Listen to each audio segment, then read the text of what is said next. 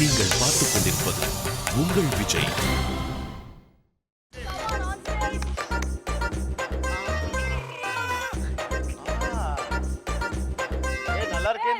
ரொம்ப நல்லா இருக்கு. உங்களுக்கு எல்லாம் சந்தோஷம் இருக்கு. இந்த ப்ரோகிராமுக்கு அப்புறம் ரொம்ப ரொம்ப குஷி இருக்கு. பேமெண்ட் இருக்கு. அது சொல்றீங்களே.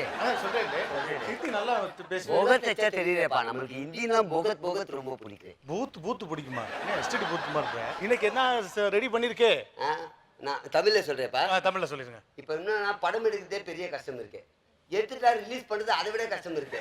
அந்த ரிலீஸ் பண்ணா கூட டிவியில் அதை பத்தி நிகழ்ச்சி பண்றதுக்கு பெரிய குழப்பம் இருக்கு. அந்த குழப்பத்தை நிகழ்ச்சியா பண்ண போறேன். ஸோ சூப்பரான ஒரு விஷயத்தை எடுத்து ரொம்ப கலக்கலா ரொம்ப சிரிப்போடையும் சிந்தனையோடையும் கொடுக்க போறீங்க. ஓகே, வாழ்த்துக்கள். வெடிச்சா தாண்டா சரவெடி. சிரிச்சா தாண்டி காமெடி. அட பாய் ஒரு சோல டீ போட்டியா இருடா. வணக்கம் தலைமுறை செய்தி நேயர்களே. இன்று நாட்டிலே பல்வேறு பிரச்சனை நடக்கிறது. அனைத்து பிரச்சனையும் நம்மால் தீர்க்க முடியாவிட்டாலும் ஒரு சில பிரச்சனைக்கு நாம் தீர்வு கண்டே ஆக வேண்டும். விஸ்கி ரூபம் இந்த திரைப்படத்தில் சில காட்சிகளை எடுக்க வேண்டும் அல்லது படமே வெளியிடக்கூடாது என்று பல்வேறு தரப்பிலிருந்து சொல்லப்பட்டது. அது இடைக்கால தடை இன்று உச்சநீதிமன்றத்தில் தாக்கல் செய்து விசாரணைக்கு வந்துள்ளது. அதை பற்றி நாம் பார்க்க போகிறோம். அதற்கு முன்னால் நம் அரங்கத்திற்கு வந்திருப்பவர்கள் ஓகே அவர்கள் வந்திருக்காரு. டேய் உன்னதாண்டா சொல்றேன், கேமரா பார்த்து வணக்கம் சொல்லு.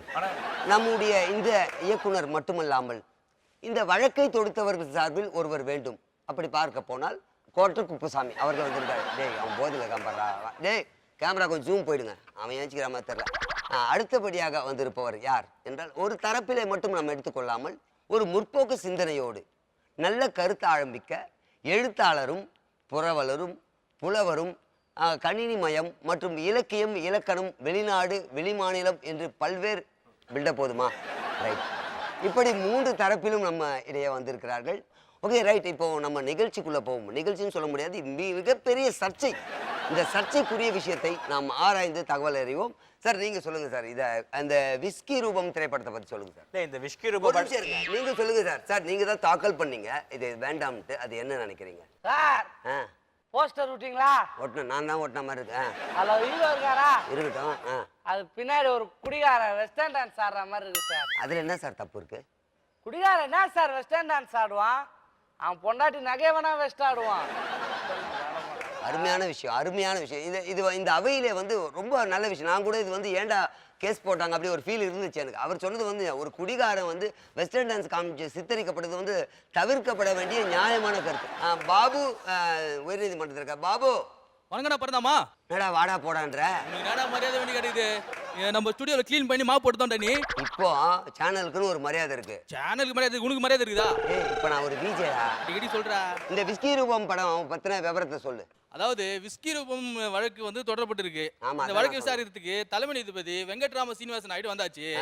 அரசு தரப்பு வக்கீல் ஞானசேகர் எம்ஏஎம்எல் வந்தாச்சு. நடிகர் தரப்பு வக்கீல் குணசேகரன் வந்தாச்சு. ஆனா இந்த சாட்சி எல்லாம் கூப்பிட்டு இந்த கபாலி பையன் இல்ல அது பேர் தவாலி. தவாலி வந்து வராத காரணத்தால இந்த வழக்கை 1 மணி நேரத்துக்கு ஒத்தி வச்சிருக்காங்கப்பா. அருமையான தகவல் கொடுத்திருக்கீங்க. தலைமுறை செய்திகளுக்காக ஒளிப்பதிவாளர் கோபுடன் பாபு. இந்த வழக்குக்கு மிக முக்கியமான தகவல் நம்ம பாபு கொடுத்திருந்தாரு. அதை தொடர்ந்து நம்ம வந்து இதை பத்தி பேசுவோம். ஐயா இப்ப வழக்கு பத்தி நீதிமன்றத்துல இருந்து பேசினாரு. நீங்க என்ன நினைக்கிறீங்க? தவாலி நீங்க ஏதோ பேச வந்தீங்க லாஸ்ட் டைம், நீங்க சொன்னீங்கன்னா நல்லா இருக்கும். நான் என்ன சொல்ல வந்தேன்னா, இவனே ஒரு குடிகாரன் நாய் போதையில தேவையில்லாம உளர்னுக்குறான். நீ என்னன்னா மென்டல் மாதிரி கேள்வி கேட்டுனுக்குற. அருமையான விஷயத்தை நம்ம அவையில பதிஞ்சிருக்கு. ரொம்ப நல்ல விஷயத்த சார் சொன்னாரு. அவர் ஒரு லூசு, பைத்தியம், மென்டல், அரை மென்டல் இப்படி. நீ சொன்னதுக்கு அதான்டா அர்த்தம். நீங்க சொல்லுங்க, உங்களை பத்தி அப்படிதான் சொல்றாரு, என்ன நினைக்கிறீங்க? சார் நான் சொல்லிட்டு போறேன் தேவையில்ல. கரெக்ட், குஷ்டு இருந்தா அப்படிதான் தோணும். படத்துல ஃபர்ஸ்ட் ஹாஃப் சூப்பர், ஆனா செகண்ட் ஹாஃப்ல கட்டிங் சரியில்லை சார். அது எடிட்டர் ப்ராப்ளம். அது அவன் ப்ராப்ளம். அவன் எந்த ஆஃப் பேசுறான், நீ எந்த ஆஃப் பேசு. அருமையான விஷயத்தை சார் சொல்லியிருக்காரு. ரொம்ப நல்ல விஷயத்தை பத்தி நம்மளோட ஷேர் பண்ணிட்டு இருக்காரு. இந்த கேஸை பத்தி நம்ம அவ்வளோ பல விஷயங்கள் பல டைமென்ஷன்ல பார்த்துட்டு இருக்கோம். அதை பத்தி ஐயா நீங்க சொல்லுங்க. இல்ல நீதிமன்றம் இருங்க ஐயா, நீங்களே சொல்லுங்கய்யா. ஐயா இத வழக்கு தொடர்ந்த விஷயத்தை பத்தி இதை பத்தி மேல படத்தை எடுத்து சொல்லுங்க. அவ்வளவுதான், முடிஞ்சு போச்சு. படம் எடுத்து அதுல 18 ரீல் கட் பண்ண சொல்லி எத்ததே 14 ரீல்யா? ஏய் உன் தப்புடா, எடுத்துக்கோ. 50-60 எடுத்துக்கடா. இந்த விவாதங்கள் வந்து ரொம்ப சுறுசுறுப்பா போயிட்டு இருக்கு. ரொம்ப ஆரவாரமா பிரேக் எல்லாம் விட முடியாது, கண்டினியூஸா தான் போயாகணும். நீங்க சொல்லுங்கய்யா. ஒரு நிமிஷம் இருங்க. பாபு தொடர்புல இருக்கீங்களா பாபு? ஓகே பரதாமா, இப்போ என்னன்னா இந்த வழக்கு வந்து 1 மணி நேரத்துக்கு ஒத்தி வச்சிருக்காங்க. ஏன்னா லஞ்ச் பிரேக் விட்டுருக்காங்க. யார் லஞ்ச் பிரேக் விட்டது? நானும் வந்து ஒளிப்பதிவு கோபு தான் விட்டுருக்கோம். நீங்க விட்டீங்களா? எதுக்குயா? நீங்க தின்றதுலயே கிடப்பீங்களா? நீதிமன்ற வளாகத்திலிருந்து ஒளிப்பதிவாளர் கோபுடன் ஓகே, நன்றி. முக்கியமான ஒரு கட்டத்துல நம்ம இருக்கோம். இந்த திரைப்படம் வெளி வரும் வராது என்றாலும் பல கோடி ரூபாய் இன்வெஸ்ட் பண்ணிட்டாங்க. அதை நம்ம வந்து ஃபோக்கஸ் பண்ணி தான் ஆகணும். அதனால ஐயா நீங்க சொல்லுங்கய்யா, நீங்க இது வந்து வழக்கு போட்டாச்சு, இப்போ என்ன நடக்கும் இல்ல என்ன நடக்கணும்னு நினைக்கிறீங்க? குடிகாரனை பத்தி ஐயா ஒரு நிமிஷம் இருங்க, நீங்க லேட்டா பேசுறீங்க. சரகஷ்டு ரொம்ப போதும். நீங்க சொல்லுங்கய்யா. அதாவது ஒரு இருங்க நீங்க வந்து கை காலம் இந்த பிலிம் மாதிரிலாம் சொல்லுவாங்க. ஐயா நீங்க தெளிவா இருக்கீங்க, நீங்க சொல்லுங்கய்யா. இந்த வழக்கு ஐயா ஒரு நிமிஷம் இருங்க. பாபு நீங்க இணைப்புல திருப்பி வாங்க. இங்க எவனுக்கிட்டையும் பேச முடியல. என்ன தான் இருக்கேன் பரதாமா? சொல்லுங்க, ஏதாச்சும் சொல்லுங்க. அதாவது மதியானம் வந்து ஹோட்டல் சாப்பாடு சாப்பிட்டல, வயிறு ஃபுல்லா கலவரமா இருக்குது. உங்க வயிற்று கலவரத்தை வேணாம், வழக்கு நிலவரத்தை பத்தி ஓ, சொல்லு. வழக்கு நிலவரம் பத்தி கேக்குறியா? அதாவது இந்த விஸ்கி ரூபம் திரைப்படத்தினுடைய நடிகர் திரு வக்கீல் என்ன பண்ணிருக்காருன்னா, இந்த படம் குடும்பத்தோடு மற்றும் அனைவரும் பார்க்க வேண்டிய படம் சொன்னதால ஜட்ஜி என்ன பண்ணிட்டாருன்னா, அவரும் அவங்க குடும்பத்தோட உட்காந்து படம் பார்க்கணும் அப்படின்னு முடிவு பண்ணிட்டு அப்புறம் தான் இந்த தீர்ப்பே கொடுப்பேன்னு சொல்லிட்டு இருக்காரு. நன்றி, உங்கள் தகவலுக்கு நன்றி பாபு. உங்க பரதாமா உங்க தகவலுக்கு நன்றி. இங்க ஏதோ நடுவுல வந்து சரியா கேட்கல, பட் நீங்க சொன்னது மட்டும் நான் என்னால புரிஞ்சு, என்ன மாதிரி அறிவாளி இருந்தாலும் புரிஞ்சுக்க முடியுது. பரதாமா அடிக்கடி கால் பண்றா, மூணு பேர் அங்க இருக்கானே விட்டுறாத. டேய் நீ என்ன என் லவ்வரா? நீ உங்களுக்கு அடிக்கடி கால் பண்ண? ஆமா, அதான் எனக்கு ஏதோ அபர்ணா சபர் நம்ம இருந்தா அடிக்கடி கால் பண்ணுவேன். எனக்கு எங்க பண்ண போறீங்க? மானத்தை வாங்காத. Okay right. அவர் சொன்ன தகவலும் நியாயமான கருத்தாக தான் இருக்கு. அதாவது நீதிபதி பார்த்த பிறகு அனுமதி தரலாம்னு சொல்றாரு. அது ஒரு நியாயம் தானே. அந்த திரைப்படத்தை பார்க்கறது எந்தவே தவறு இல்லை. பட் அவரை பார்க்கலாம் அப்படி சொல்லியிருந்தாலும் ஐயா அதை பத்தி என்ன சொல்றாரு? ஐயா சொல்லுங்க. நீதிபதி ஒரு நிமிஷம் இருங்க ஐயா. நீங்க வந்து அவர் ரிலீஸ் பண்றேன்னு சொல்லியிருக்காரு இல்லையா? அப்ப ரிலீஸ் பண்ணா இது வந்து ஆரோக்கியமா இருக்குமா? திரையுலகத்துல ஆரோக்கியமா இருக்குமா? இது ஒரு நல்ல விஷயம் தானே. அவ்வளவுதான் சார். அது நீங்களே ஒத்துக்கிறீங்களே. ஆனா டிக்கெட்டுக்கு 1500 ரூபாய் எடுத்து பார்க்க சொல்லுங்க. ப்ரொடியூசர்லாம் சந்தோஷமா இருப்பாங்க. சான்ஸே கிடையாது. அது எப்படி சார் கொடுப்பாங்க சார்? கோர்ட்டுக்கு கேஸும் சினிமாவுக்கு பாசம் அவங்க ஃப்ரீயா தான் சார் வாங்குவாங்க. அப்ப சர்டிபிகேட் பார்த்துட்டு சர்டிபிகேட் கொடுங்கயா. டேய் கொடுக்க முடியும்? என்ன நீயே சர்டிபிகேட் கொடுக்குற மாதிரி பேசுற? சரியா ஜட்ஜி என்ன சொன்னாரு? என்ன சொன்னாரு? குடும்பத்தோட பாக்கணும்னாரா? ஆமா ஆமா ஆமா. குடும்பத்துல இருக்கிறான், உள்ளூர்ல இருக்கிறானோ வெளியூர்ல இருக்கிறானோ, அவன் ஒருத்தனா வந்து பார்த்து படத்தெல்லாம் விட முடியாது. இது என்ன ஜட்ஜ் விட்டு ஃபங்க்ஷனா? அதான் கரெக்ட் தானே. என்ன நிச்சயதார்த்தமா இது? சரி சார், நல்லா பேசுற. இதுக்கு மட்டும் பதில் சொல்லு நீ. ஜட்ஜி போய் படம் பார்த்துட்டாரு வச்சுக்கோ. ஓகே. நாளைக்கு இல்ல நாளைக்கு சொந்தக்காரெல்லாம் வந்துட்டு ஏன் என்ன விட்டு போன நாங்க சண்டை போட்டா என்ன சார் பதில் சொல்லுவேன்? அருமையான கருத்துங்க. உண்மையிலே நியாயமான கருத்து. இது யோசிக்க வேண்டியது.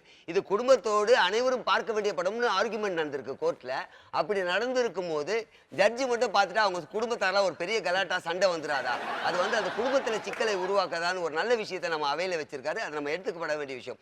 இதை பத்தி ஐயா கிட்ட கேட்பா. ஐயா சொல்லுங்க ஐயா. இல்ல இவங்க ஐயா ஒரு நிமிஷம் இருங்க. பாபு நீங்க தொடர்புல இருக்கீங்களா? பாபு பண்றமா சொல்லுங்க பாபு. இப்ப அங்க நிலவரம் என்னவா இருக்கு? இப்போ நிலவரம் படி பாத்தீங்கன்னா இந்த வழக்கு இருக்குல்ல விஸ்கி ரூபம். ஆமா ஆமா. இது குடும்பத்தோட பாக்கிறதுனால லேட் ஆகுதுனால ஜட்ஜி நம்ம பண்ணா வேற ஒரு படத்தோட விசாரிக்க போயிட்டு இருக்காரு. அது என்ன படம்? அது மலையாள படமா? குடும்பத்தோட உட்கார்ந்து பார்க்க முடியாதா? எப்படி இருக்கு படம்? அது ஜட்ஜி வேணா போய் கேட்கலாம்பா. நீ அப்புறம் கேட்டுக்க சொல்லு. ரைட். அடுத்ததா வந்து வழக்கு தொடர்ந்தவர் சார். உங்க இறுதி அவனை எழுப்பி உட்கார வையா. இப்போவாது ஃப்ரேம்ல. ஏய் என்னையே உன்னால உட்கார வைக்க முடியல. தியேட்டர்ல எப்படி 1000 பேர் உட்கார எப்பா உன் இறுதி. ஹலோ இறுதி உங்களுடைய இதுவை பதிவு பண்ணுங்க சார்.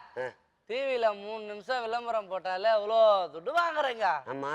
ஒரு ஹவர் என் மூஞ்ச காமிச்சிக்கிறேன் துட்டு கொடு. அறிவு கட்டவனே. 3 நிமிஷம் போறதுக்கு அவங்க தான்டா காசு கொடுப்பாங்க. 1 ஹவர் உன்னை காமிச்சது நீ தான்டா காசு கட்ட. பண்ணாமா நீ கவனிக்கலடா. என்னது பரணாமா? வரவும் போறவங்களாம் என் பேர் சொல்லிக்கிறேன். ரைட். நம்ம வந்து இது நேரம் வந்து கோர்ட்ல கொஞ்சம் தள்ளி வச்சிருக்காங்க. படம் வரணும் அப்படின்ற ஆர்வத்தில் ரசிகர்கள் இருக்காங்க. நிறைய விஷயம் பேச முன்னாடி இருக்காங்க. நம்ம நிருபர் அங்கேருந்து கிளப்பி அனுப்பலாம், நமக்கு பிரச்சனை ஆயிடும். பாபு தொலைவில் இருக்கீங்களா? பரதாமா தொடர்பு தான் இருக்கேன். சொல்லுங்க பாபு. நீங்க கிளம்பிடுங்க பாபு. அங்க கேஸ் இல்லைனாலும் நீ உட்காந்து இருப்பேன்னு எனக்கு தெரியும். ஏதோ ஆட்டோவுக்கு ஷேர் ஆட்டோவோ இல்லை அவங்ககிட்ட கை போட்டு லிஃப்ட் போட்டாங்க வந்து சேரு. அவ்வளவுதான் பாபு. ஓகேங்களா? வேற ஏதாவது தகவல் இருக்காங்க? ஆமா ஆமா கண்டிப்பா இருக்கு பரதாமா. எனக்கு ஒரு சின்ன ஒரு தகவல். நம்மளோட பேமெண்ட் செக் ஆகுதுனா டீடைல் தருவாங்களா? எனக்கு பேட்டாவே கொடுப்பாங்களா இல்லையான்னு தெரியல. நல்ல வேலை ஞாபகப்படுத்துறேன். நானே போகும்போது தான் கேட்டு வாங்கி போனேன். நீ கிளம்பி வா. நன்றி. உங்க கூடுதல் தகவலுக்கு நன்றி பாபு. நன்றி. ஒளிப்பதிவாளர் பாபுடன் கோபு. ஆடா இதை மட்டும் மறக்காம சொல்லிடுறா நீ. Okay right. இப்போ வந்து நம்ம இறுதி கட்டத்துக்கு வந்துட்டோம். இது வந்து பல்வேறு கோணங்களாக, பல்வேறு பரிமாணங்களாக, பல்வேறு பிரச்சனையை தாண்டி இந்த திரைப்படம் வர வேண்டும் என்று சொல்லியிருந்தாலும் ஒரு சிலர் வந்து இந்த படம் வேண்டாம், அப்படி இது வரக்கூடாது, சில காட்சிகள் நீக்கப்படும் அப்படி 2 பேர் கருத்தும் நியாயமா இருந்தாலும் வழக்கு வந்து நிலுவையில வச்சு தள்ளி வச்சிருக்காங்க. அதனால வந்து இதற்கான ஒரு முடிவு சரியா எடுக்க முடியாது.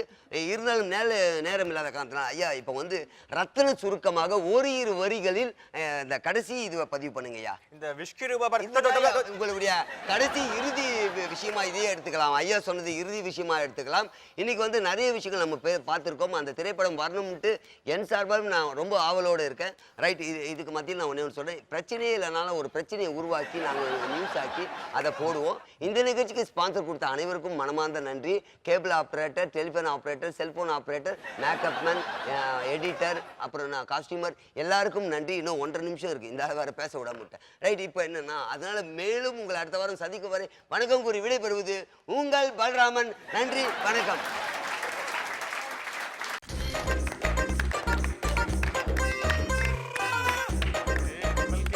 பண்ணிருக்கேன்னா தேங்க்யூ, ரொம்ப ओ சந்தோஷம் सेठ இருக்கு. जी, ये और सेमोड़ी सेठ जी, उनके अंदर में इतना तमिழ் ஊட்டத்து ஓட்டே जी. தேங்க்யூ. சூப்பர் ரொம்ப அழகா வந்து சூப்பரா பெர்ஃபார்ம் பண்ணிருக்கீங்க. வாழ்த்துக்கள். நன்றி. லேகி சார் நீங்க சொல்லுங்க. ரொம்ப அற்புதமாக இருந்தது. நேரம் போனதே தெரியல. அவர் ரிப்போர்ட்டர் கோதண்டனா ஆமா சார். ரொம்ப கிராண்டாக பண்ணுறீங்க. சேட்ஜியாக பண்ணீங்க. உங்களை உண்மையாகவே சேட்ஜின்னு நினச்சிட்டு இருந்தேன். சேட்ஜினே கூப்பிடலான்ட்டு. இப்போ தான் பேரில் பார்த்தா கோதண்டம். ரொம்ப உங்களுது தான் இந்த ஷோ வந்து ஏன்னா டோட்டல் டைலாக்ஸ் இவர் தான். டோட்டலாக டேக் ஓவர் பண்ணதில்லை. இந்த சீனை டேக் ஓவர் பண்ணதே நீங்கள் தான். ரொம்ப கிராண்டாக ஃப்ளூவன்சி பக்கா ரிப்போர்ட்டர் மாதிரியே இருந்தது. வாழ்த்துக்கள். சார் இப்போ நீங்க வந்து இப்போ அடுத்து என்னையும் ஒஃபிலியா வச்சு படம் பண்ண போறீங்க இல்லையா? ஆமாம். ஸோ இந்த படம் யார் சொன்னது? என்ன சார்? அப்படின்னு யார் உங்களுக்கு சொன்னது? இப்போதான் சார் நான் சொன்னேன், கேட்கல சார். நீங்க சொன்னீங்க யார் உங்களுக்கு சொன்னதுன்னு? இல்ல சார், இப்போ படம் பண்றீங்கன்னு வச்சுக்கோங்களேன். அப்படி சப்போஸ் அப்படி படம் பண்ண போறீங்க. சரி. சோ இந்த படத்தை வந்து லிவிங்ஸ்டன் சார் வந்து ரிலீஸ் பண்ண கூடாது, இந்த படத்தை எங்களுக்கு போட்டு காமிக்கணும்னு சொல்லி பால்காரன்ல இருந்து விசிட்டி கார்டு அடிக்கிற வரை எல்லாரும் லைன் கட்டிங்கன்னா என்ன சார் செய்வீங்க? இவங்க எல்லாரையும் எனக்கு சப்போர்ட்டுக்கு நிக்க வச்சிருவேன். இதோட ஒரு டீம் எனக்கு தேவையா? பியூட்டிஃபுல்லா இவங்களே போதும். கோதண்டன் ஒருத்தர் போதும் எனக்கு. லோகேஷ் இருக்காரு. லோகேஷ் பிக்சர் எடுக்கிறாரு.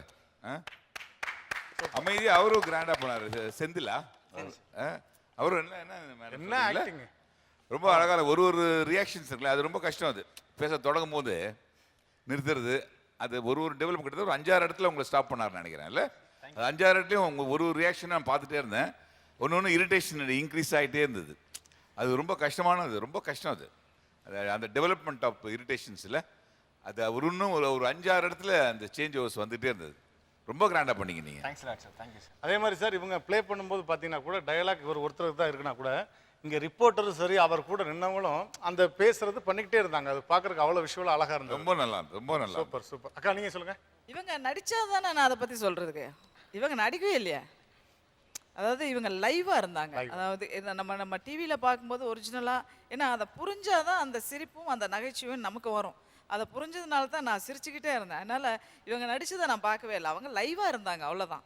அதில் வந்து மிஸ்டர் கோதண்டம் ரொம்ப அருமையாக, அதாவது நான் ஸ்டாப்பாக பேசுறது, அந்த விடுற மாதிரி விட்டு தப்பு பண்ணுற மாதிரி அதெல்லாம் வந்து ரொம்ப அழகாக நேச்சுரலாக பண்ணார். அதே நேரத்தில் வாசு அவர்களும் வந்து ரொம்ப சூப்பராக அந்த ரிப்போர்ட்டருக்கு உண்டான அந்த ஸ்டைலு, அதுக்கப்புறம் லோகேஷ், எல்லாருமே ஏதாவது இவங்க செட்டில் வந்து யாரையுமே குறை சொல்ல முடியாது. எல்லாரும் அவங்கவுங்க பார்ட் அவ்வளோ பக்காவாக பண்ணுறீங்க. சூப்பராக இருந்தது. வெல்டன். ஆமா, எப்பவுமே ஏன்னா இவங்க டீம் வந்து ஒரு ஒன் மேன் ஆர்மி மாதிரி போகுதே நினைச்சிட்டு இருக்கும்போது இன்னைக்கு எல்லாருமே பூந்து விளையாடிட்டாங்க. ஓகே, வழக்கம் போல இந்த வாரம் ரொம்ப சூப்பரான பெர்ஃபார்மன்ஸ் கொடுத்துருக்கீங்க. ஸோ அடுத்த வாரம் இதே மாதிரி உங்கள்கிட்ட நாங்கள் நிறைய எதிர்பார்க்குறோம்.